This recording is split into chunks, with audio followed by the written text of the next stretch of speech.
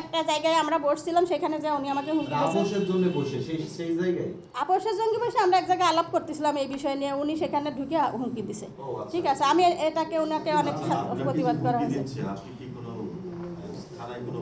না, ইনার বিরুদ্ধে আমার কোনো অভিযোগ, কারণ ইনার আমি ঠিকানা তো জানি না, এনার না আমার ছবিটাই আমি কালেক্ট করেছি। ঠিক আছে, তো উনি যে এইটার সাথে জড়িত, এলাকায় গেলেও দেখবেন যে মাসুদ নামের ওইখানে মিঠুর সহযোগী হিসাবে কাজ করে, উনি বলতে পারবে।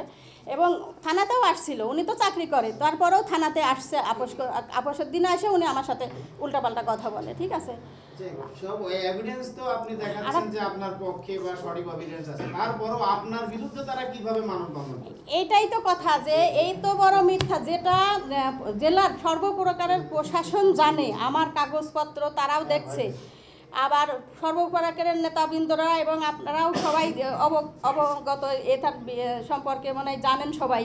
তো আমার এতগুলো এভিডেন্স থাকার সত্ত্বেও তারা এখনও আমার সাথে এই দখলবাজি চাঁদাবাজি করতেছে। তাহলে কত বড় দোসর এবং কত বড় গ্যাং তারা চালায়, যে তারা প্রশাসনকেও মানছে না, কাউকে পরোয়া না করে এখন পর্যন্ত এই দখলবাজি চাঁদাবাজি করে যাচ্ছে। তো আপনি এখন কি চাচ্ছেন? তা আমি এদের বিচার চাচ্ছি। আমি একটা মামলা দিছি, এবং এরা যে এই যে পুনরায় আবার যেগুলো অন্যায় অত্যাচার করতেছে, দখলবাজি চাঁদাবাজি, এর সর্বপ্রকার আপনাদের মাধ্যম দিয়ে আমি প্রশাসনকে ঊর্ধ্বতন কর্মকর্তাদের দৃষ্টি আকর্ষণ করছি, যে আমার কাগজপত্রে যদি ভুল থাকে সেটা আমার হলো আমি মাথা পেতে নেব, বা আমার কোনো ভুল থাকলে।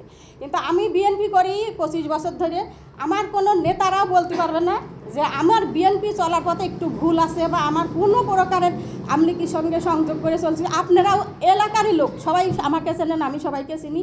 আমার নামে কোনো প্রকারের দল বিরোধী কোনো কাণ্ডকর্ম, দলের বাইরে কখনো করে কোনো বেনিফিট নেওয়া, এটা কখনো কেউ বলতে পারবে না নিষ্ঠার সাথে।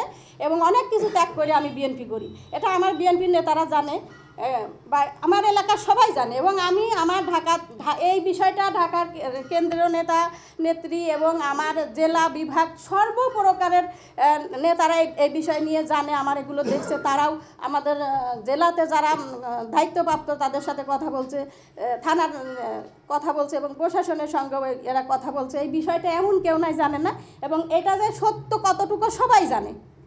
আমি আইনগত একটা বিজনেস, এটা আমি একটা লিজের পুকুর চাষ করতেছি, আমি তো অবৈধভাবে কিছু করতেছি না। তারা অবৈধ আমার সঙ্গে করে, এবং তারাই আবার মিথ্যা করে প্রচার করতেছে। তো এই মিথ্যার কি আইনগত কোনো ব্যবস্থা আছে, বা এই চাঁদাবাজির বা ইয়ে আছে, আপনারা সবাই জানেন। আমি এই মানে আইনের বিচার এবং এই মিথ্যার যে ব্যবস্থা, আইনগত ব্যবস্থা।